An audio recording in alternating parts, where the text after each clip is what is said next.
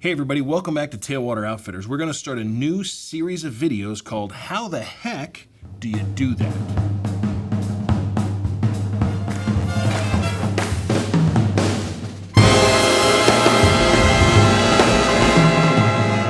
Well, hello. Today we're going to focus on how to tie a drop shot rig. Now, how do you tie a drop shot? Now you might be saying, but I live in Florida, why do I need a drop shot rig?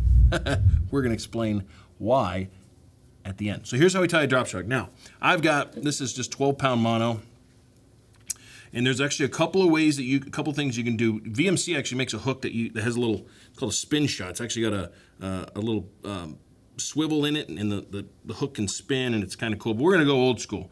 So this is just simply, this is a bait hook, and what we're gonna do is we're gonna tie a Palomar knot.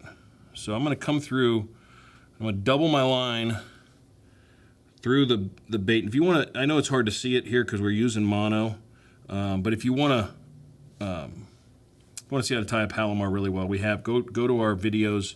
We'll actually put the link in there, but go to the videos of in case we forget to put the link in our knot of the week video. So we got one there on how to tie a Palomar knot. So what you want to do is you want to tie this, and you want to have a nice long tag end. I mean, a really long tag end. Okay. So Palomar, literally, I just got it doubled over. I'm going to come through like this. I'm going to make an overhand knot like that. I'm going to come down through here. I'm going to put the hook, pass the hook through, just like that. I'm going to cinch it up kind of snug at first. Wet the line. Pull it nice and tight. Now here's the part that gets you into the drop shot zone. We're going to take this long tag line, and this is the key. You want to come back through the top like that, and pull it down all the way through. But the key is to come through the top of the hook, because that helps to make the hook stand out straight. Then we're going to use what's called a drop shot weight. This is a tungsten one by Strike King. This one's a 1/2 ounce. They make them in all kinds of different weights. And if you see, I don't know if you can see it close up on this thing, but there's a little, you don't actually tie this on. There's actually a little groove, and you just put your line in like this, and you just kind of pull it snug up into this little cradle. Now why, and then you snap your line.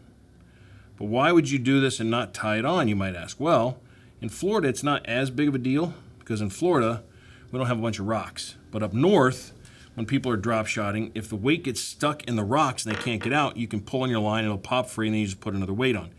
If there are a lot of rocks, you may want to go to lead, but the tungsten is, it's a harder substance, and you can feel better. But there's your drop shot rig.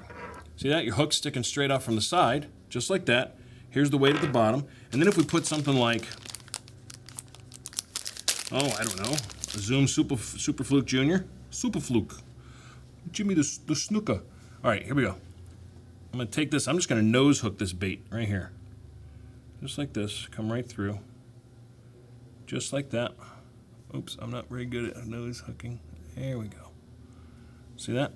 Now it's nose hooked in there. Now, obviously, it's not going to be very buoyant in the air, but with the buoyancy of water, this is going to stick out to the side, and you can fish it real slow. You can set this thing down and you just barely move it, and that bait will just sit there in the water column and do that.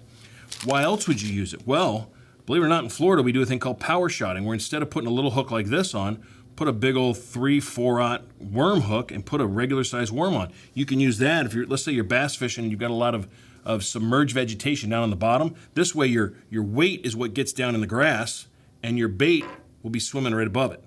Okay, just kind of hanging out up there and attract a lot of bass. Might be sitting down in that grass. The third one, and this is one that nobody ever looks at, and I learned this from a gentleman in Jacksonville. Flounder fishing. Flounder are great table fare.